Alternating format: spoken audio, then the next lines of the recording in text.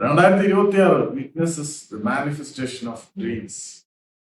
ദീർഘകാലമായിട്ടുള്ള സ്വപ്നങ്ങളുടെ പൂർത്തീകരണത്തിന്റെ വർഷമായി മാറുകയാണ് 2026. കാലങ്ങൾക്ക് ശേഷം 22 വർഷത്തെ കാത്തിരിപ്പിന് ശേഷം ഗണ്ണേഴ്സ് പ്രീമിയർ ലീഗ് കിരീടം ചൂടുന്നു. ആറ്റിറ്റയുടെ കീഴിൽ അവർ പുതിയ യുഗത്തിന് തുടക്കം കുറിക്കുകയാണ് ചെയ്തത്. ഇന്ത്യൻ മണ്ണിലും അതുപോലെ പഴയകാല പ്രതാപികൾ തങ്ങളുടെ പ്രൗഢഗംഭീരമായിട്ടുള്ള ഭൂതകാല പ്രതാപത്തിന്റെ ഓർമ്മകൾ നെഞ്ചിലഴിച്ച ശേഷം കിരീടത്തിലേക്ക് കാലെടുത്തു.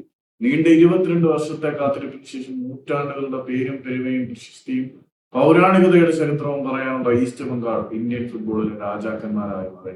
കഴിഞ്ഞ കുറെ കാലമായിട്ട് മോഹൻ ബഗാന്റെ പുത്തൻ പണത്തിന്റെ കൂറ്റിന്റെ വേട്ടയാടലിന് പിന്നിൽ വേദന കടിച്ചമർത്തി അഭിമാനത്തിന് വേണ്ടി പൊരുതിയവരായിരുന്നു ഈസ്റ്റ് ബംഗാളിന്റെ ആരാധകർ.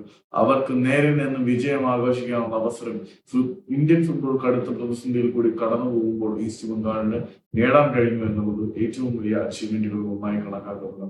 ഫോട്ടോ ഫിനിഷ് തന്നെയായിരുന്നു ഇത്തവണ ISL നടന്നത്. ഏറ്റവും കൂടുതൽ പോയിന്റുകൾ നേടി കിരീടത്തിലെത്താൻ അവർക്ക് ഇന്നത്തെ മത്സരത്തിൽ ജയം അനിവാര്യമായിരുന്നു. ആദ്യ പകുതിയിൽ ഒരു ഗോളിന് പിന്നീട് നിന്നെങ്കിൽ പോലും രണ്ടാം പകുതിയിൽ 2 ഗോളുകൾ എതിരാളികളുടെ വലയിലേക്ക് നിക്ഷേപിച്ച് ഓസ്കാർ ബ്രിസോൾ എന്തുകൊണ്ട് ജയന്റ് കില്ലർ എന്ന പേരിന് അർഹനായി എന്നത് ഇവിടെ തെളിയിക്കപ്പെടുകയായിരുന്നു. ഓസ്കാർ ബ്രിസോൾ എന്ന പരിശീലകൻ ബംഗ്ലാദേശ് ക്ലബായിട്ടുള്ള ബസുന്ധര കിങ്സിന്റെ പരിശീലകനായിരിക്കുന്ന സമയത്ത് ജയന്റ് കില്ലർ എന്നായിരുന്നു അറിയപ്പെടുന്നത്. മോഹൻ ബഗാനെ നിരന്തരം പരാജയപ്പെടുത്തുന്നതിലൂടെ അറ്റ്ലീസ്റ്റ് മോഹൻ ബഗാനെ വീഴ്ത്താൻ വേണ്ടി കൊണ്ടുവന്നവനായിരുന്നു ഓസ്കാർ ബ്രിസോൾ എന്നായിരുന്നു വിലയിരുത്തിയത്. മോഹൻ ബഗാനെയും വീഴ്ത്തി ഇന്ത്യൻ ഫുട്ബോളിലെ സകല ക്ലബുകളെയും വീഴ്ത്തി 22 വർഷങ്ങൾക്ക് ശേഷം അവര് കിരീടം ചൂടിയിട്ടുണ്ടെങ്കിൽ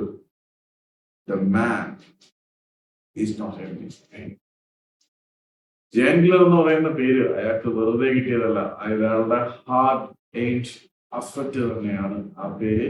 ഇന്ത്യൻ ഫുട്ബോളിൽ ഇനി പുതിയ ചക്രവർത്തിമാരല്ല പഴയ ചക്രവർത്തിമാർ തങ്ങളുടെ സാമ്രാജ്യം തിരികെ പിടിച്ചിരിക്കണം. കാലങ്ങളായി തങ്ങൾക്ക് നഷ്ടപ്പെട്ടു പോയ ആ കിരീടവും ചെങ്കോലവും ഈസ്റ്റ് ബംഗാളിന്റെ രാജാക്കന്മാർ തിരിച്ചു പിടിച്ചു കഴിഞ്ഞു.